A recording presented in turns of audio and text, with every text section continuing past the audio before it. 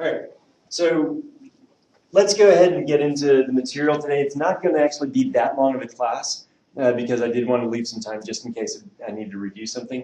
What I'd like to do today is talk in more detail about public goods.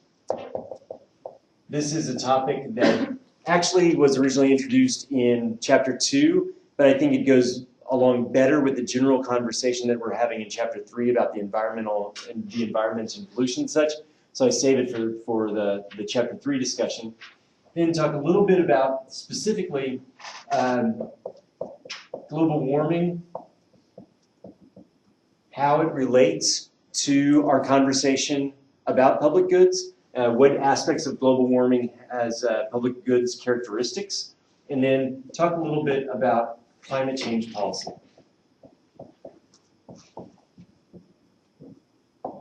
And some of the trouble that we have trying to implement climate change policy given the public goods nature of global warming and climate change policy. Fundamentally, the argument that I'd like to put forward today is that unlike many environmental problems, the effects are so dispersed from greenhouse gas emissions in terms of the effects on climate change, and there's such a tenuous connection between what any individual does and what the overall accumulated effects are that it makes it very difficult to implement any kind of policy. This is about as opposite as you can have between what goes on here and what we were talking about last time when we think about a smokestack, in town, and how do you try to figure out a regulation to control that. In that case, you can just say, we're going to say that smokestack has to be taller. Now the people in that town are no longer going to breathe in that pollution. In this case, instead of everything being localized, everything is very, very dispersed, and that's the reason why policy is so difficult. So the first thing I want to talk about, though, is just this issue of public goods in general. Now, when people talk about public goods, oftentimes there's a bit of confusion because if you think about a public good as simply something that the government provides, then you can think about a lot of things that are actually provided by the government but are not necessarily public goods. So think about some of the goods that are provided by the government. What does the government do in terms of stuff that the government does? National security. Okay, and I'm going to claim that is actually a good example of a public good. What else do they do? Control immigration. Okay, immigration policy. Okay, we can talk about whether or not there's public goods aspects of that. What else? What's one of the biggest pieces of legislation that's been passed in the last 30 years? Healthcare, right? Obamacare, right? Is there a public goods aspect of Obamacare, healthcare, or is that something else? We're going to talk about public education next week, or actually not next week, but the following week because we have a test only next week. We're going to talk about public education. That's something that the government provides, but is that a public good? Right? So don't confuse things that are publicly provided with public goods. Public goods instead are particular goods. I'll just go ahead and find this now. They're particular goods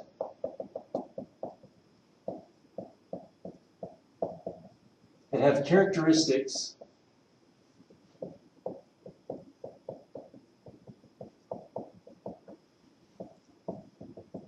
which will cause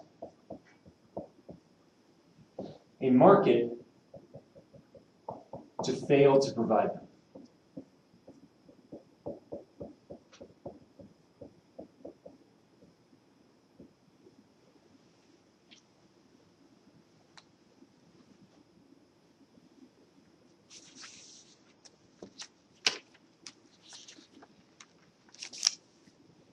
So if you remember from a couple classes ago, what we said is that markets generally do a good job of providing the right number of goods, right? Allocative efficiency is generally provided in a free market, in a competitive market environment. However, there's certain kinds of goods where that's not going to be the case. And last time we showed the example of what for cases where we don't have efficiency coming through the markets. What did we have last time, Nicholas? What was it last time? What was the subject of last class? My last name is cap and trade. All right. So we talked about cap and trade as a response to what? About pollution, right? Anytime there's a positive or negative externality, markets are not going to be efficient, right? Another example where markets are not going to be efficient is the case of public goods. If the good itself has certain characteristics, then the market's not going to provide enough of them. These characteristics are the following. One, that the good is indivisible. Secondly, I mentioned these before when we first started talking about chapter 2, just as a brief overview. Anyone remember the other ones? It's two nons. Non-excludable and non-liable. Non-excludable, and I can never remember how to spell that. Non-excludable. Non-rivalrous, yeah. Or sometimes I'll just say non-rival because some fixes give me trouble. So that's why I just non-rival and non-excludable, right? So indivisible just means can't divide it into smaller parts.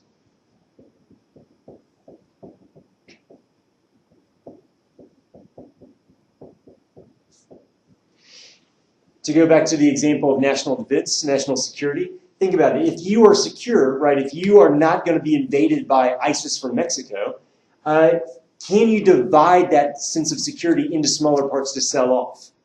You're either secure or you're not secure, right? You can't, think about, I'm going to sell your portion of national security, and that's how much you get of it, right? I'm not, you don't get any more than the amount that I've decided to sell to you, right? You can't do that with something like national security. So it's indivisible. You can't divide it into smaller parts.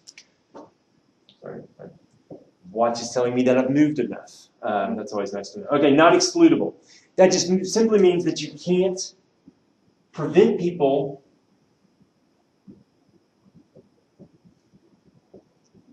who don't pay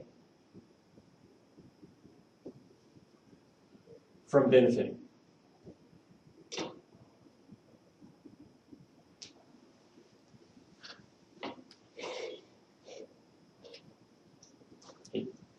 So this last weekend, I did one of the most enjoyable tasks that you get to do as an adult. I did my taxes, right? Because that's what everyone wants to do on a Saturday morning. Right? Not go and enjoy the weather that we had this weekend or anything else, but instead I wanted to go and do my taxes. Now, if I decided not to pay taxes for 10 years, would I be excluded from benefiting from national security? No, it doesn't matter whether or not you pay or not. You're going to get national security if you're just within the boundaries of the United States and being defended like just everybody else. So just because someone doesn't pay doesn't mean you can exclude them, right? So for a public good, you want it to be indivisible and you want it to be non-excludable. The last one is non-rival. This simply means that one person's consumption doesn't affect anyone else's.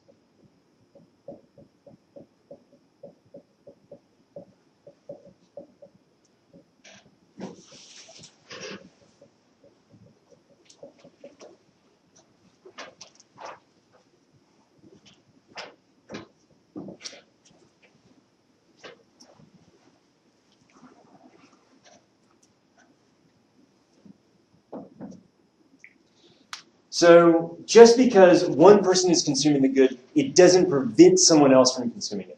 So we can think about the national security as almost a perfect example of a public good. When we start talking about other examples, you can think, well, maybe this isn't, maybe this isn't. So again, non-rival, just because I'm being defended, it doesn't prevent anyone else from being defended. And I can be just as defended as possible, and it's not going to affect your consumption of it. Right? You're still going to benefit from defense, even if I do too.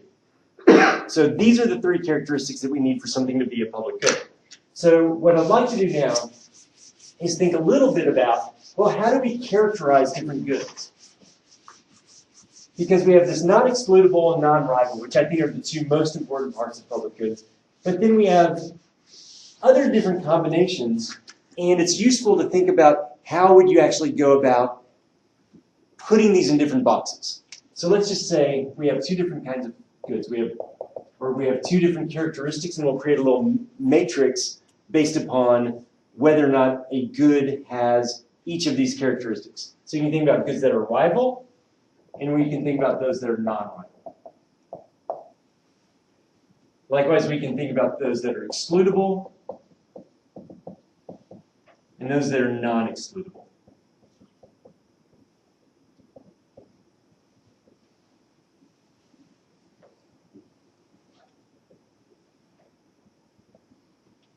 And what I'm going to do is I'm going to make a little matrix here to think about what are the characteristics of different kinds of goods and where we can put them in different boxes to talk about whether or not they're public goods or there's something else. Any questions about what we're doing? All right, so let's think about what each of the boxes means. What's the category of good first? And then we'll talk about where would different goods go. All right, so the first thing is, let's talk about this box down here. What do we call these goods? Public goods, right? So these are the ones we're just talking about. These are public goods, where they're both non-excludable and they're non-rival. And what's an example that we've already talked about? National defense.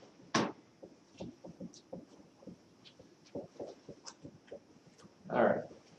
How about, so that's in your lower right-hand quadrant. How about up here in the upper left-hand quadrant? We have goods that are both rival and excludable. What are those? If they're not public goods, maybe they're private goods, right? So these are private goods. And this is the market that we're generally talking about all the time, right? All the other examples talking about, consumption of beer, or consumption of weed, or consumption of shoes and jackets, or, 1973 Gran Trinos, whatever it is that we're talking about, generally that's a private good where, if you don't pay for your 1973 Gran Trino, guess what? You are excluded from consuming the benefits from it, right? There's not public access to it. Likewise, if I buy my Gran Trino, that means you don't get my Gran Trino, right? So that's a private good. So this is a 73 Gran Trino. All right. Which is not as cool as the 72 Gran Trino, but I still think it's a pretty cool car. It's a cool car. I just need to get it right. Okay, so that's a private good. This is a public good. We have these two that are kind of like off-center, though, or off-axis, where something's rivalrous, but it's non-excludable. So if I'm consuming it, you don't get to consume it, but I can't keep you out, right? Can anyone think of a good that might be like that? So are there any resources that are, let's say, common, where everyone can get to them, but if I consume some of it, then you can't? Any examples of that? This one is a little bit tricky unless you've kind of thought about these things before. There are these things known as common resources or common pool resources. So this is the category is known as common pool. And what does this remind you of, Nicholas? From one of the first classes of 305. The enclosure movement in the commons. So like back in the day, right, back before like private property was really a thing, you had these grounds in, kind of all around England, everywhere, that were just ground, right? It didn't belong to someone, it kind of just belonged to the feudal estate. And if you had a sheep, you could go and take your sheep out there and it could eat the grass and it would be fed off the commons, right? The problem though is that if you have everyone trying to get into it, what's the incentive to do? To feed your sheep as much as possible, and everybody else has that incentive as well, and you can completely destroy a resource because you can't exclude people from it, but it's rivalrous. Like if your sheep is eating that grass, then no one else can. Likewise, right now we have this problem, even though we don't have commons, we have fisheries. Okay, so I don't know if you guys remember the 2010 BP oil spill, one of the big effects that people were worried about is what was going to happen to the bluefin tuna. Because the bluefin tuna, they migrate from the Gulf of Mexico all the way into the North Atlantic, and you can fish them just about anywhere along that way. The problem with something like the bluefin tuna is if we fish them, then someone over in Europe doesn't get to fish them, and if we end up destroying them here because of some BP oil spill, then guess what? That's going to affect the fishery all the way down the line. So things like fisheries and commons in that way have this common pool resource problem, which is there's a big incentive for people to overuse the resource because you can get to it, and if I get to it, then you can't. So fisheries have this very specific problem. There's a separate branch in economics, and I don't know if I've really mentioned this here, but if you think about each one of the chapters that we're going to be covering, that is basically a separate branch in economics. So environmental and natural resource economics is something that we offer a class in that starting in the fall, and it's one of these areas where we talk a lot about common pool resource problems, talk about pollution problems, talk about usage of things like natural gas pools, etc. Yeah. By the way, this is also an issue with stuff like natural gas and oil sometimes, because oftentimes like an aquifer or a pool of oil will cross a lot of different boundaries, right? So different people will have access to it, and everyone has the incentive to try to get kind of their straw in that oil as quickly as possible to get it out, because well if I get it, then I get to sell that oil, and if you get it, you're going to sell it and I don't get it, right? And so this common pool resource is a major environmental problem and natural resource problem that we have. The other side of this is non-rival, so my consumption of it doesn't affect your consumption of it, but it's excludable. The name for these kinds of goods are club goods.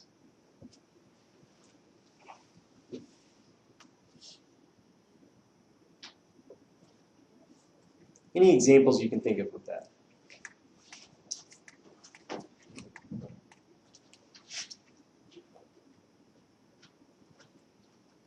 There's a good example that you guys probably use every single day, and you'd use more of it if it didn't have this sort of economic problem associated with it. If it was more like a public good rather than a club good. Who has their phone out right now? You have your phone out somewhere? Are you on the Wi-Fi network? No? You're just on data? You should use the Wi-Fi network. You're using too much data then. Right. All right. So we have a club good here at Southern Miss. We have the Wi-Fi, right? Which is it excludable?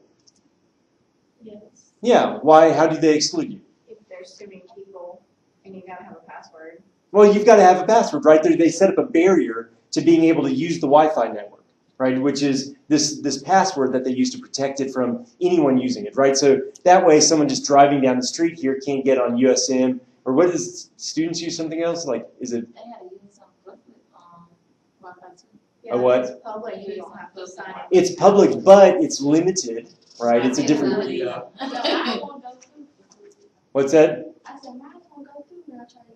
Yeah, public is messed up, right? It's not maintained as well and everything else. Partially so people don't overuse it because they know that if they just opened it up to everybody and didn't exclude people, then it'd be more problematic. So, but you do have cities that actually have free public Wi-Fi, right? Where you can just be walking down the street and they'll have Wi-Fi routers out there that actually just beam it out to everyone. Like downtown Austin has this, downtown Denver has this, that sort of thing. So in that case, the Wi-Fi becomes a public good.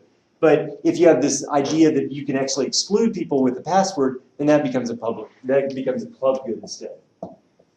What else is like this?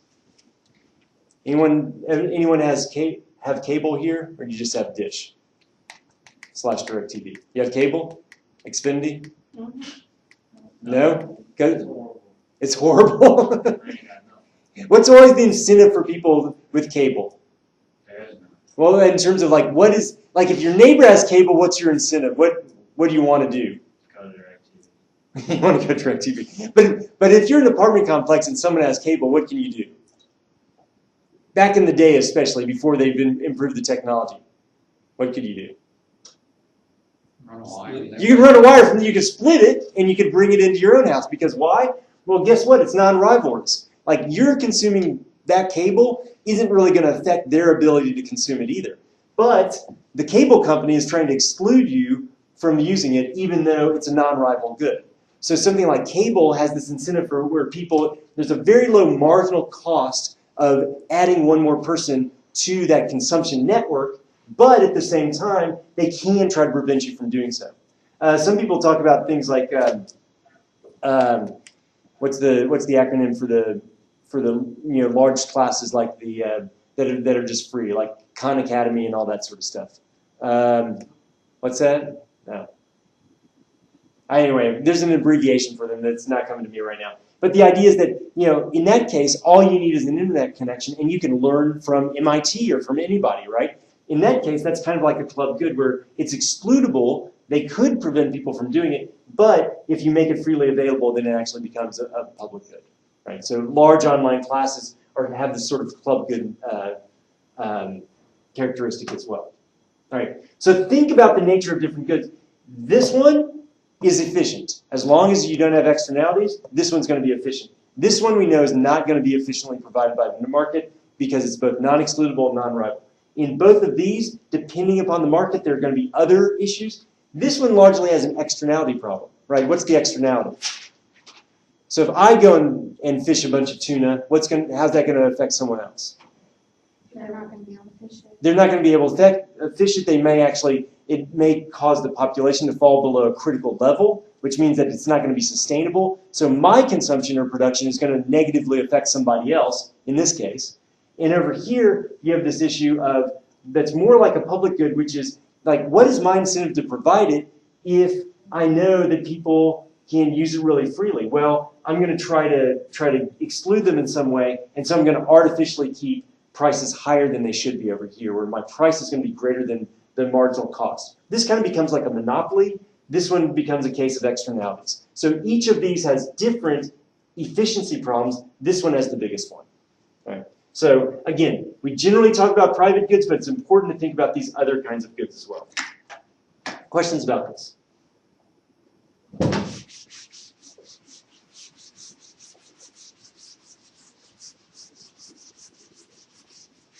So let's just talk about a few more examples of public goods.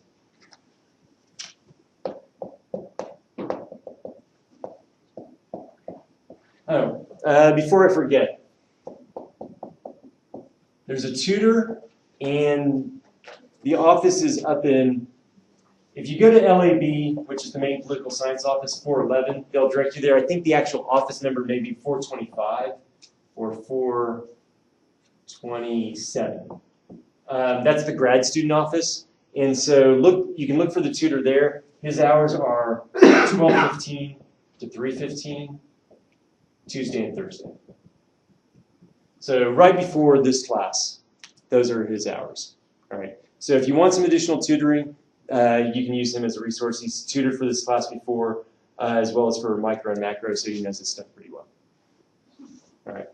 And if you need to ask for someone in particular, look for Connor. That's who the tutor is for this. I'm going to make sure that everyone posts their tutoring hours.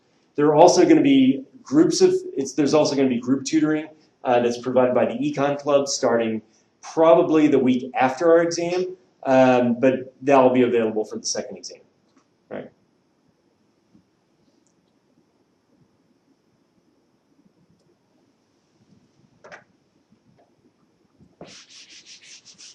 All right, examples of public goods.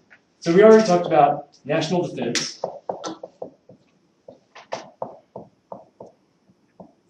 Last time I talked a little bit about how clean air has some public good aspects to it. In other words, just because I'm living in a town that has relatively low pollution and I'm breathing clean air, it doesn't negatively affect your ability to. And if I'm living there, you can't really exclude me from consuming it, right? The only way to exclude someone from doing so would be what? Putting your hand over their mouth and like suffocating them or something. Like generally not something that we advocate as public policy, right? So in general, national defense, clean air are good examples. I'm going to say climate change prevention. And we're going to go into more details about that. Other examples might be things like public parks.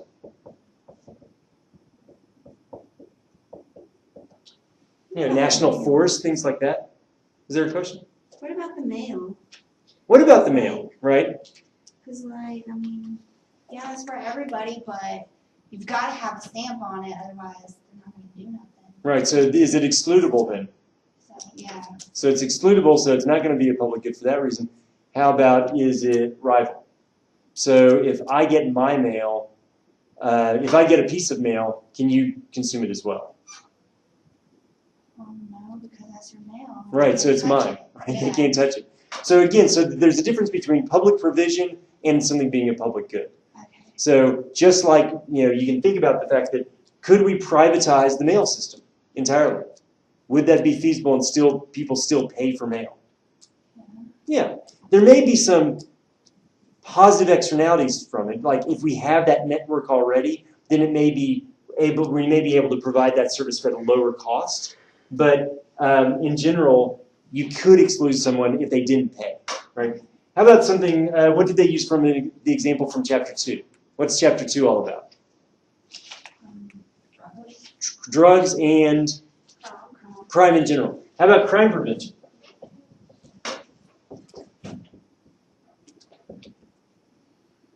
Sorry, are you trying to read my handwriting there? I think I did. Public parks? Parks. Yeah, I kind of did something weird with my K there. Apologize. Crime prevention. Is that a public good? Right. So if the streets in general are safe, right? If the streets are safe, are you excluded somehow from enjoying that safety as you're walking down the street? No, you can't be excluded if you're walking down the street. You know, it's just to say. How about is it rivalrous? Is it my consumption of being safe going to affect your consumption of being safe? No, right? So if we're preventing crime at all, you know, entirely, then that is a public good. And so if you don't provide it by the government, then it's going to be underprovided. Now, do we have private provision of crime prevention too, though? Are there private ways of preventing crime? Do some people get more crime prevention than other people? Yeah. How do you do that? And you hire a bodyguard. You can hire a bodyguard, right? That'll affect your personal safety. That's definitely true. How about in areas? Can you think of areas that privately provide crime prevention rather than publicly? Local police instead of like federal police. Okay, so you have local police, right? That's true. But still, everyone within the city gets provided for, and it's paid for by taxes, and so no one is really excluded from that. But where do you see actually private crime prevention? Maybe like the Air Force Base. Okay, an Air Force base. Again, it's going to be public, but they control that space. How about out at Canebrake? You guys know Canebrake, right? So it's the fancy golf resorts place out west of here, right? Do they have private police? The Vatican does. It's actually a city-state, so that's public for them as well. Here, what we're talking about, though, is actually security guards, right? So there are places that have their own police force that is in a gated community. So if you're rich enough, you can buy your own police force for your neighborhood. And that's what rich neighborhoods do, right? They buy their own private police force. They have security guards that drive around in little trucks trying to prevent crime. And so it is a public good in general, but sometimes people can privately provide it as well. And the bodyguard example is a good one too. All right. So crime prevention. How about fire prevention or fire? It's not prevention; it's fire. Like when you actually put out a fire. What do you call that? Fire dousing? Fire? Extinguisher. Would it be like, Fire control? Yeah, maybe fire control. Yeah. Fire extinguishing though is what I'm thinking. Like a house is on fire, someone's putting it out, right? So that seems kind of silly because fire extinguisher, right? So you don't think about the firefighters as being like extinguishers, right? How about fire control? What do you guys think? Yes? They No? refuse to put out your fire. If you They don't- could refuse to put out your fire. And have we had cases like that recently? Yes. Yeah, we have. Like in certain rural areas, you have to subscribe to the local fire prevention service. And if you don't, your house catches on fire. They may drive out there and go, oh, wait, that guy, he's not on our list, right? And they'll just watch your house burn down. And what's that? Why? You were supposed to subscribe. If you want the ability for the fire department to put out your house, then guess what? You had to pay. And if you don't pay, is it excludable? Heck yeah, they excluded you right there. They just watched your house burn down, even though they had a fire truck across the street. And this has happened. Now, what's interesting is that there's actually a long historical precedent for this. If you guys ever go to Charleston, South Carolina, one of my favorite towns in the entire country, go to Charleston, South Carolina, you'll see on a lot of the houses from the 1700s that they'll have these little like markers on there, almost like house markers. They're little plaques, like little brass plaques. And what they were is that they were actually indicators of subscriptions to different fire control agencies in that town. They didn't have it publicly provided. You had to buy your subscription, and if you did so, if you were paying your money, then they gave you this little plaque. And so if your house caught on fire, people would go and look at it and say, oh, that's so-and-so, and they would come over and put out your fire. And so you would only buy fire prevention from a particular agency. And if that agency, was already busy, well, too bad, no other agency is going to help you because you're buying it from Joe's service rather than Bob's service or something like that. So historically, we have had this as a private good, and you could still think about ways that it would be private good. Now, why do we publicly provide that? Especially you think about something like an inner city, like densely packed houses. Why do we want to have that as a publicly provided good? Keep the neighborhood from burning down. Yeah, you want, because they're externalities, right? Out in the country, sure, their house burns down, and as long as, I've paid for my fire prevention, they can douse my lawn right next to it and nothing's going to jump across. But if you have houses right next to each other, one catches on fire, the next one's going to catch on fire, the next one, and everything else. So we're willing to pay for that because there's large externalities of someone else's house catching on fire. Right. All right, so let's talk about this one specific example of global warming and climate change. Talk a little bit about the science of climate change.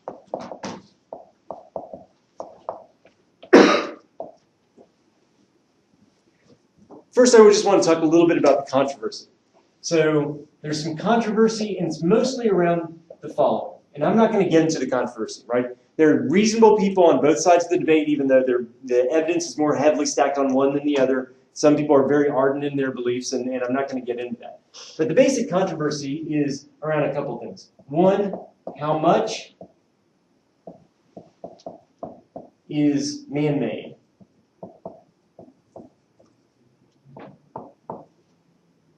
And two, how can we tell what the effects will be?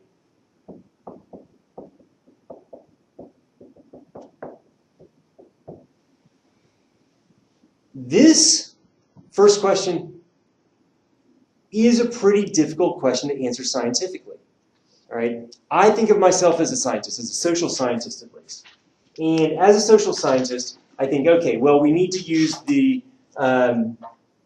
scientific method, and we need to think about control groups and experimental groups in order to figure out how much of an effect is coming from a particular source, right? So you do this like, biology class, you have petri dishes, and chemistry, you have test tubes. You're able to put some stuff in one thing and some stuff in another and see whether or not it's effective, right? It's really sucks that like so many high school science classes don't actually have labs anymore. You guys have all done a lab, at least, actually with science? Okay. My kids' high school science really sucks. It's been really bad. But in general, you can think about the scientific method. How about this? We've experienced a warming of the Earth's surface. That is definitely happening. There's no doubt that that's happening. Where's our control group in that case? There's not one. There's not one. We have an N of one, as the scientists like to say. We have one observation, one Earth, and only that one Earth to observe. So we have no idea what it would have been like had we not seen the buildup of greenhouse gases that we've had, right? We don't really know what it would have been. So instead, what we have to do is we have to use these models where we impute the effects and what they might be. All that stuff is future-looking, and so we have to use this very specific scientific methodology of building these computer models to be able to project, okay, if we build it up a little bit more, this is likely to happen, that's likely to happen, and we have these error bands. And so we can get an idea, but we have no clear idea exactly what's going to happen. So even if we know that the Earth is getting warmer, which it is, even if we know scientifically what's happened with the greenhouse gas emissions, and we do know that, we can't exactly tell what the effects will be. So it's always a little bit conjectural. Now, granted, if you build up enough evidence in the right ways, most people say, okay, well, I've been convinced. But it doesn't mean that it's 100%. No one can tell you 100% exactly what's going to happen if we increase carbon emissions. No one can. No one can tell you exactly what's going to happen because we have one observation and we only can watch what's happened historically. Nonetheless, we do have some science around this. The first thing is that we know that greenhouse gas emissions have increased.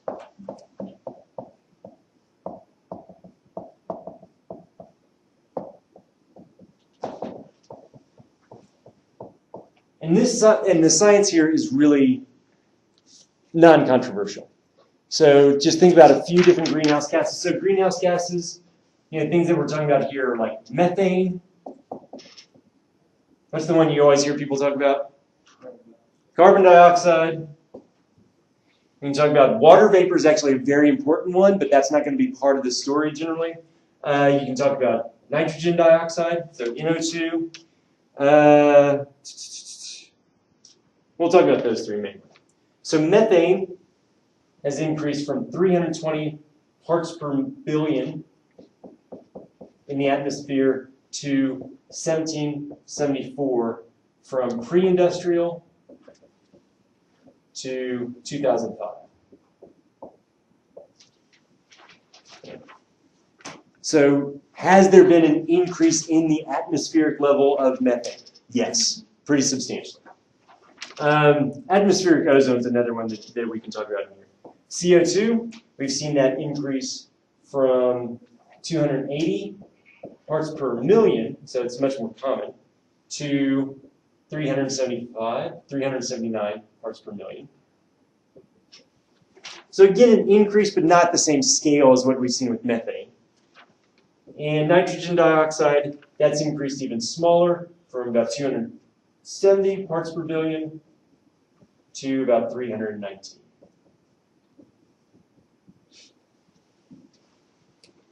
So all these greenhouse gases have accumulated in the atmosphere. This stuff is out there more than it was before.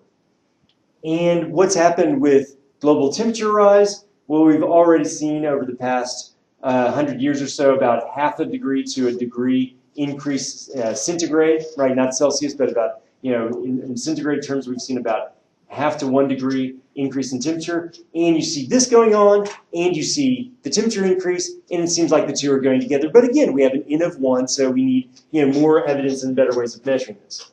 So what's the way that we try to control this? Well, who produces these things? Who produces methane? Cows produce a lot of methane. Now, is that still an anthropogenic effect, though? Why do we have so many cows? From ranching. Yeah, from ranching, right? We have lots of cows because we have lots of people that like to eat beef, right? That's the source of the methane, largely. It comes from other sources too, but methane largely produced from cow farts, right? That's the thing about greenhouse gases that people don't want to normally say. CO2, where does that come from?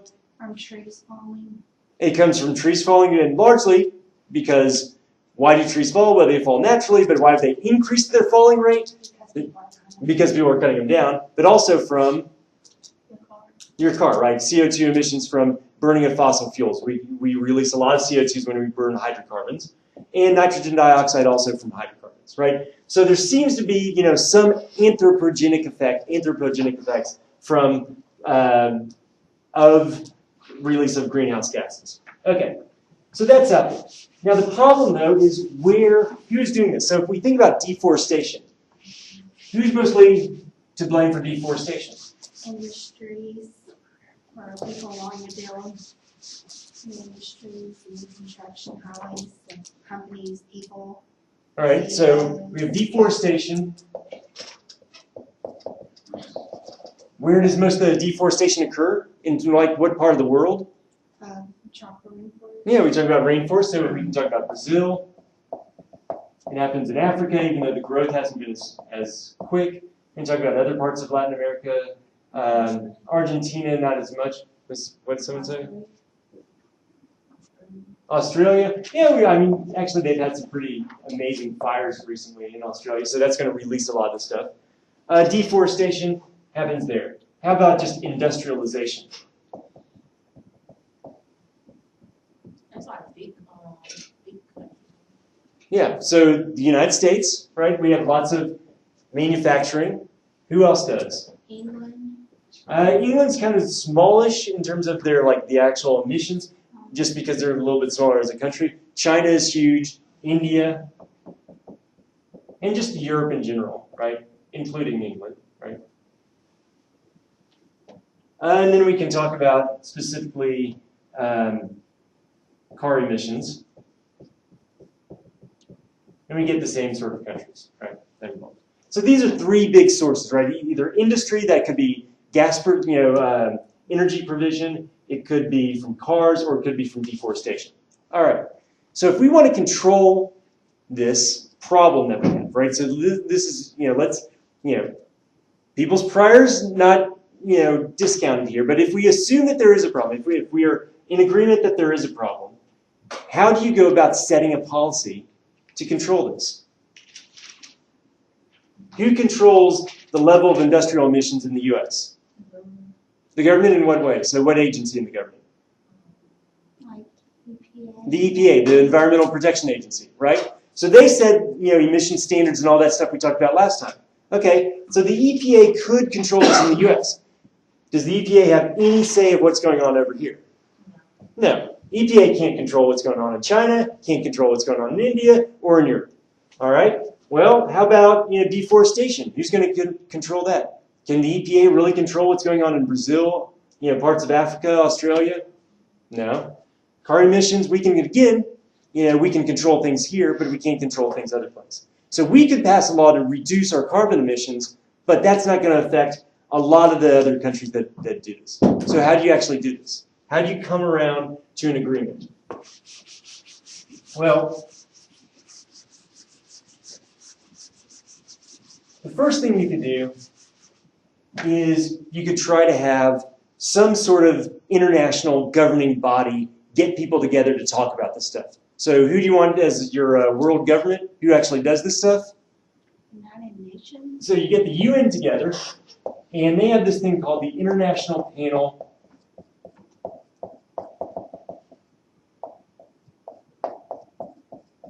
on Climate Change.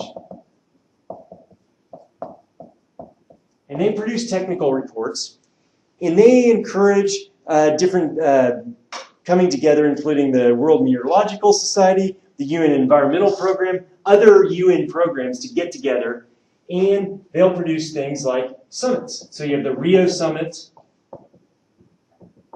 of 1992, which was building upon what happened in the 1980s with the Kyoto Protocol, actually 1990 Kyoto Protocol. And then even this last year, we had the Paris climate talks.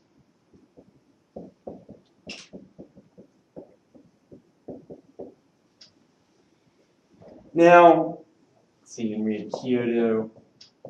I want to say that was 1990. So we had Kyoto, we had the Rio Summit, we had the Paris climate talks. What happened here was everyone was supposed to reduce their emissions back to a certain amount below an earlier level. So by, let's say, 2015, they were supposed to reduce their emissions back to 10% less than the 1990 level, something like that. All right? Countries supported this. They voted on it. They said, we'll put our stamp of approval on there. We will, ratify this treaty. Okay? How many countries actually met the Kyoto goals? No. None, because it never became binding, because the U.S., even though we were a signatory to the Kyoto Protocol, we never actually passed it into law, right? So we were one of the countries that actually held it up from being passed. Now, have we become more energy efficient? Yes, we have in many ways. So that was a failure, and they kept on trying to do things. There were talks in back in Copenhagen in 2013, I want to say, maybe it was actually 2012. Copenhagen had talks, and then finally we got together the Paris climate talks this last December. Paris climate talks came about, and each country produced their own reduction. So they came in and said, you're supposed to come with your own plan of how much you want to reduce in order to prevent the temperature from rising from where it is now to only 1.5 degrees centigrade above, or actually 2.7. You had to do certain plans. Like, this is my plan if everyone's on it together and we're going to not increase the temperature more than 1.5 degrees. Here's my plan if we're going to allow it to go up 2.5 degrees. Different things like that. And so everyone got to do their own solution, and they had to volunteer to do this. So instead of someone above, like the UN, saying, you have to change your climate policy, you have to do this, they said, look, if you want something done, you have to kind of you have to say, this is in our own best interest. and so everyone came with their own plans. Now what's happened is from April 2016 through April 2017, something like 3/4 or 90%, I forget exactly the number, of all the people that were at those talks need to ratify this and support it by law. And if they do so, then that becomes kind of the new law involving climate change. Kyoto never got passed. Rio was a bit of a failure. But this one, because people have already kind of agreed to it, at least the national governments that went and presented have agreed to it, then there's actually some basis for hope. Now the problem is that the best case scenario is temperatures raised by 1.5 degrees, right? To actually get it to lower or actually get it to stabilize, we would have to cut way, way back in our greenhouse gas emissions, because right now the accumulated effects that we already have mean that even if we reduce the amount of greenhouse gases we put out by 50%, you're still going to get climate change. It's still going to happen. It's just going to happen at a slower rate. And the overall effects are going to be small. So right now, we finally have something that looks a little more promising in terms of climate change. But again, it's because the UN wasn't as heavy-handed and they were able to get away from this kind of one-size-fits-all policy. Essentially, the policy came down to this problem. Small countries that are developing want to grow more rapidly. We got to burn whatever, coal, natural gas, whatever we want to for the past 150 years. Right? No one cared. No one was watching. And so if you're China and you're saying, I want to grow fast too at some point, I want to become just as rich in the United States, why should I be hampered just because I came late to the party? Then you kind of see their point. From our side of things, though, we see how dirty their pollution is and say, wait, you can fix this if you just kind of abide by some policies, but they don't have the incentives to do so. And so now, because each country is producing their own plans for reduction, it looks like something may actually happen. But again, this is going to be tricky because what's the deal with climate change is that it's a public good. And every country doesn't have the incentive to individually do this. Instead, what they have is they have incentive to what economists call free ride off everyone else. So the main problem with public goods, and you'll see this with climate change as with all of these other things, is you get into what's known as the free rider problem.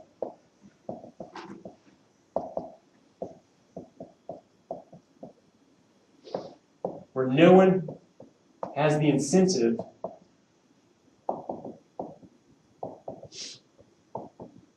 to pay for a public good.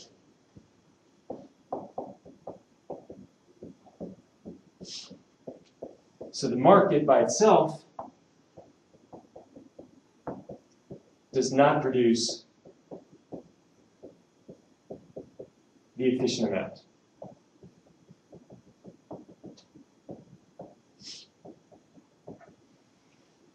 With the case of national defense, with the case of crime prevention, we have localized solutions where we can get around the free rider problem. How do we do it with national defense?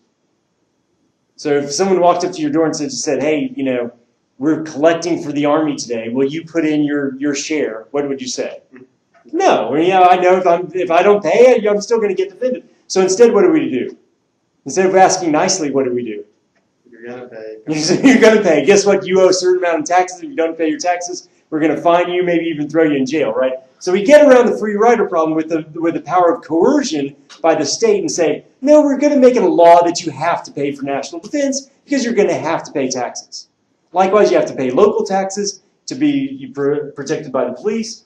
But in the case of climate change, because it's so dispersed that there's no one to kind of use that power of coercion, right? Until you start talking about black helicopters and the UN coming to, take away your gas guzzler. So that's the fundamental problem with climate change and with global warming, is that every country has the incentive to not pay for it. But what we've basically been able to do is build up enough of a consensus where the countries are still saying, okay, we can figure out ways that's not going to be super costly for us, and we're willing to do our fair share. So US is part of the talks, China's part of the talks, India's part of the talks. Everyone's going to try to do their fair share. We'll see if the legislation that's going to have to be involved actually gets passed. All right, that's all I've got. Yep. No other questions? Have a good one.